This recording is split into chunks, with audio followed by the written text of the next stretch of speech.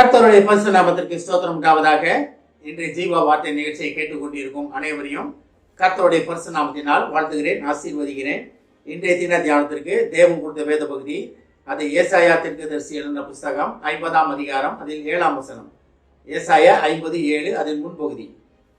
கர்த்தராகிய ஆண்டவர் எனக்கு துணை செய்கிறார், ஆகையால் நான் வெட்கப்படேன், நான் வெட்கப்பட்டு போவதில்லை என்று அறிந்திருக்கிறேன். இன்றைய தினம் இதை கேட்டுக்கொண்டிருக்கும் தேவஜனமே, கர்த்தர் உங்களுக்கு துணை நிற்கிறார், துணை செய்கிறார். துணையாக தேவன் உங்களுடனே இருக்கிறார். நீங்கள் போக்கிலும் மரத்திலும் எங்கே இருந்தாலும் சரி, என்ன செய்தாலும் சரி, தேவனுடைய துணையை நீங்கள் உணரப்போகிறீர்கள். அதாவது தேவன் துணையாக தான் இருக்கிறார். தேவன் எப்போதுமே நமக்கு துணை செய்கிற தேவன் தான், எப்போதுமே நமக்கு அனுகூலமானவர் தான் அவர். ஆனால் நம்ம அது உணராதனால தான் நமக்கு பிரச்சனைகளே, வாழ்க்கையில் பிரச்சனைகள் காரணமே என்னன்னா, தேவன் கர்த்தராகிய ஆண்டவர் என்னுடனே இருக்கிறார், எனக்கு துணை செய்வதற்காக என்னுடனே காத்து கொண்டிருக்கிறார், எப்போ எவ்வளோ உதவி செய்யலாம் அப்படின்னு தேவன் எதிர்பார்த்து கொண்டே இருக்கிறார். நம்ம உணர்வதில்லை, அதனால தான் பிரச்சனையே நமக்கு. இன்றைய தினம் இதை கேட்டுக்கொண்டிருக்கும் தேவ பிள்ளைகளே, இன்றைய தினத்திலிருந்து நீங்கள் தேவனுடைய துணையை, தேவன் உங்களுடன் இருப்பதை, தேவன் உங்கள் அருகில் இருப்பதை நீங்கள் நன்றாக உணர்ந்து தேவனுக்கு நன்றி சொல்ல போகிறீங்க. தேவனுக்கு நன்றி சொல்வதற்காக நம்ம அழைக்கப்பட்ட ஜனம், நம்ம அதை நம்ம புரிந்து கொள்ள வேண்டும். இதை பாருங்க, கர்த்தராகிய ஆண்டவர் எனக்கு துணை செய்கிறார். அடுத்து பாருங்க, ஆகையால் நான் வெட்கப்படேன், நான் வெட்கப்பட்டு போவதில்லை என்று அறிந்திருக்கிறேன். தேவனே துணையா இருக்கும்போது நம்ம எப்படி வெட்கப்படுவோம்? சகலத்தையும் நன்மைக்கு ஏதுவாக செய்கிற தேவன் நம்ம கூட இருக்கும்போது உலகத்தார் நம்மளை வெட்கப்படுத்த முடியாது. உலகத்தார் உங்களை கூனி குறுகி போக செய்ய முடியாது. போராடுவாங்க, போராட்டங்கள் உண்டு, கட்டாயம் போராட்டங்கள் உண்டு. அதில் இல்லவே இல்லைன்னு யாரும் சொல்லவே முடியாது. உங்களுக்கு எதிரான இருந்துக்கிட்டே தான் இருப்பாங்க. உங்களை குறை சொல்லி கொண்டே இருக்கவங்க இருக்கு தான் செய்வாங்க. நீ எவ்வளோ பெரிய ஊழியர் செய்தாலும் சரி, நீங்கள் எவ்வளோ தேவன்கிட்ட இருந்தாலும் சரி, இதெல்லாம் ஒரு ஆளா, இதெல்லாம் பொய்யுங்க, இதெல்லாம் சும்மாங்க அப்படின்ட்டு உலகம் அவங்கள சொல்லிக்கொண்டே தூற்றிக்கொண்டே இருக்கும்.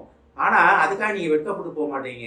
நீங்கள் அவங்களுக்காக ஜெபிக்கும் பிள்ளைகளாக மாறி விடுவீங்க. ஆண்டவரே, இவங்க கண்களை திறந்துள்ள ஆண்டவரே, இவர்கள் செய்வது என்னதென்று அறியாதுன்னு, சிலுவையில் அறியாது இருக்கிறார்கள் அப்படின்னு சிலுவையில் சொன்ன தேவனோட கர்த்தரோட கட்டளை கிணங்க நீங்களும் அதை சொல்ல ஆரம்பிச்சிருவீங்க. நீங்களும் அவங்களுக்காக ஜெபிக்க ஆரம்பிச்சிருவீங்க. ஆண்டவரே, இவங்களை பாதுகாத்து கொள்ளும், உங்க புரியாமல் இருக்காங்க ஆண்டவரேன்னு நீங்கள் சொல்ல ஆரம்பிச்சிருவீங்க.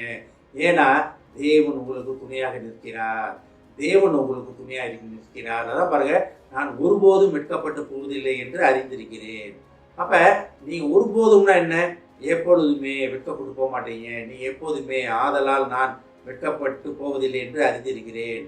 பாருங்களேங்க, அப்ப தேவன் துணையா இருக்கும் பொழுது உங்களுக்கு எதிராக யார் வருவா? கர்த்தரின் பட்சத்தில் நிற்கும் பொழுது எனக்கு விரோதமாய் வருவோம் யார் அப்படின்னு சங்கீதத்தில் படிக்கணும். அப்ப தேவனே உங்களுக்கு துணை நிற்கிறார். எதுக்காக? நீங்கள் எழுப்பி நிற்பதற்காக, எழுப்பி பிரகாசிப்பதற்காக, உலகத்துக்கு ஒளியாக இருப்பதற்காக. இந்த வசனம் அடிக்கடி நான் உங்கள்கிட்ட சொல்லிக்கிட்டே இருப்பேன். உலகத்துக்கு ஒளியாக இருப்பதற்காக நம்ம அழைக்கப்பட்டு இருக்கிறோம். ஒருவேளை வாழ்க்கையில் போராட்டங்கள் இருக்கலாம், ஒரு சில சறுக்குகள் இருக்கலாம். ஆனாலும் தேவன் உங்களுக்கு துணை நின்று உங்களை தூக்கி நிலைநிறுத்த வல்லவராக இருக்கிறார். தேவனுடைய திட்டம் உங்கள் மூலமாக நிறைய பேர் போகிறது. இதெல்லாம் எப்போ நடக்கும்? வேதத்தில் தேவனுடைய கட்டளைகளை, தேவனுடைய திட்டத்தை, உங்களை குறித்து தேவனுடைய திட்டத்தை நீங்கள் வேதம் படிக்கும் போது, ஜெபம் பண்ணும்போது தேவன் உங்களோட தெளிவாக உங்களுக்கு தெரியப்படுத்துவார். அந்த தேவனுடைய திட்டத்திலே நீங்கள் அமரும்போது தேவன் உங்களுக்கு துணை நிற்பதை நீங்கள் மட்டும் கிடையாது, உலகம் அறிந்து கொள்ளும்.